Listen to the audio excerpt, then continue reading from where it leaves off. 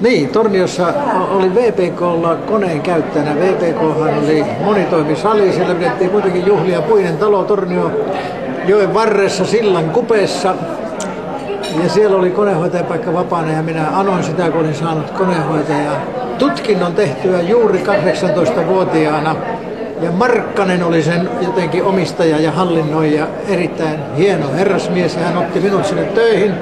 Normaalisti elokuvateattereissa on aina 2 koneenkäyttäjää vuoroiltoina ja päivinä käytetään, mutta minä otin koko urakan 2 miehen urakan, eli olin joka ilta Torniossa.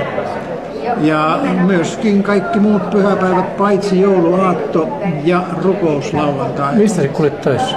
Minä kuljin Kemistä töissä semmoisella lättähatulla ja minulla oli salkku, jossa salkussa minulla oli pieni tyyny, jonka minä panin lättähatun penkille ja nukuin, koska olin myöskin Kemissä töissä. Ja minä olin silloin Pohjalainen-nimisen taloityyppisen kulttuurilehden ilmoitushankkia. Ja kulttuurilehden ilmoitushankinta muuten Kemin Tornion alueelta ei ole leikin hommaa. Kävin myöskin Haaparassa ja siellä oli Janssonin vai kenen se oli myymälä, joka myi suomalaisille paljon. Menin takahuoneeseen ja kerroin, että tämmöiseen lehteen pitäisi panna ilmoitus, se on kannattavaa.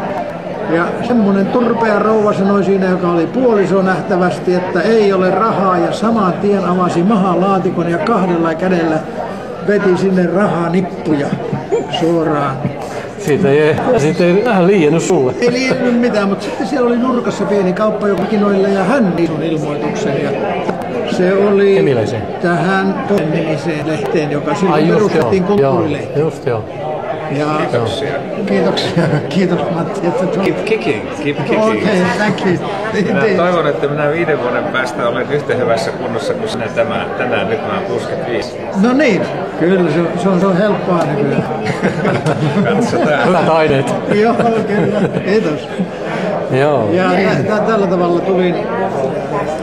Oliko se esimerkiksi yksi talvi tai mitä se kesti? Se oli vuoden. Siinä oli kaksi farmaseuttia Torniosta, jotka kulkivat samaa matkaa kuin minä.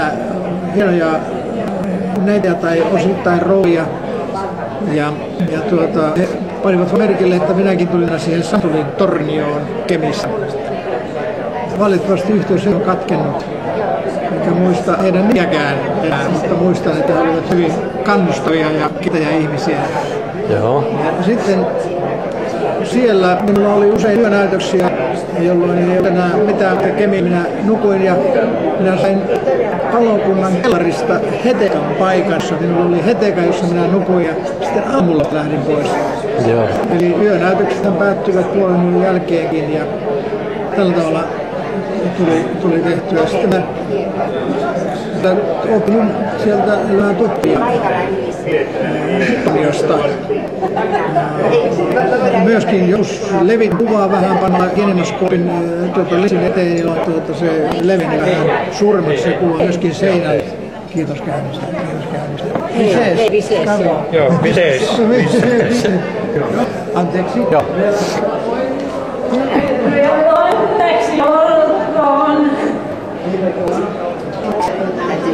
Oliko tässä rouva? No, kyllä. Joo, ottiko rouva? No hei. Joo, hei. No niin.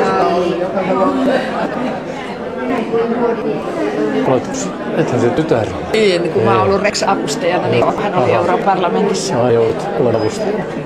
Loppuelä. Eihän se huono homma ole. Yhteistyö silloin, niin se jatkuu myöskin Sviidessä. Suorititko jotain opintoja siellä? Joo, Tornion Lyseossa suoritin keskikoulun aineita ja siellä oli Alamäki-niminen rehtori. Joo. Mutta minä olen sitten kerran. Voisi kysyä Alamäeltä nyt sitten, että tällainen oppilas on tämä. Kyllä se elää muistaakseni. Hän elää ja voin sanoa sen, että ei hänelle nyt ole, että kun 10 annoin, mutta olisi pitänyt antaa oikeastaan enemmän. että tavallaan hän sain hyvän ristuksen sieltä Tornion Lyseosta niistä aineista, jotka opiskelin. Vuoden näytin. Ikinä ylioppilaaksena keskikoulun.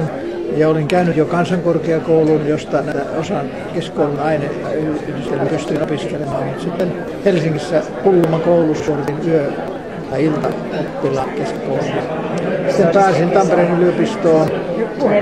Sillä tavalla mulla oli jo 2 approbaatoja valmiina ja sitten vielä opetin jossakin paikoissa niin että opettaja pääsin myös opiskelemaan sitä ainetta, jossa olin saanut Suomesta Valkapalkinnon. Eli lehdistötiedotusoppia televisiotyökellä. Niin sain sitten sieltä mahdollisuuden opiskella ja se kesti 2,5 vuotta työmällä sun maisteritutkinto, että ei se sinne niin hirveästi.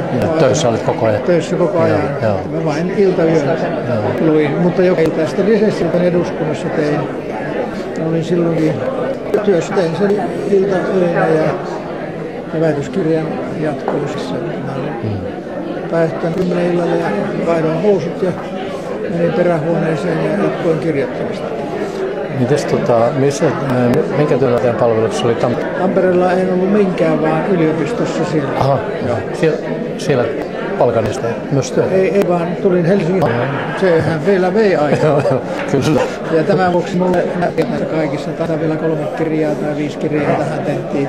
Mulla oli 14, joita mä luin tuolla Helsingin yliopiston osakunnan kellarissa. Semmoisella oli rangaistus, jos en lukenut 30 sivua. Oliko se nyt missä vähän puolessa tunnissa. Mulla oli väliaika joka tuntiin. Romuksella mä luinkin jo. Väliajan pidin. Ja jos jäin jälkeen, se tuli rangaistus. Voitko sanoa, että sulla on hyvä muisti? Silloin oli. Nyt on Joo, mutta aika, että helpolla. Ja sitten mä keskityin niin jumalauta tarkkaan, että ei ole aikaa. Minusta teillä on niin perintönä tullut toi muisti, koska siihen se perustuu aika paljon tuo kirjailijahomma. No kyllä, pitäisi muistaa, niin. Ja mä aloitin kirjoittaa historiaa. No katsotaan. Sieltä.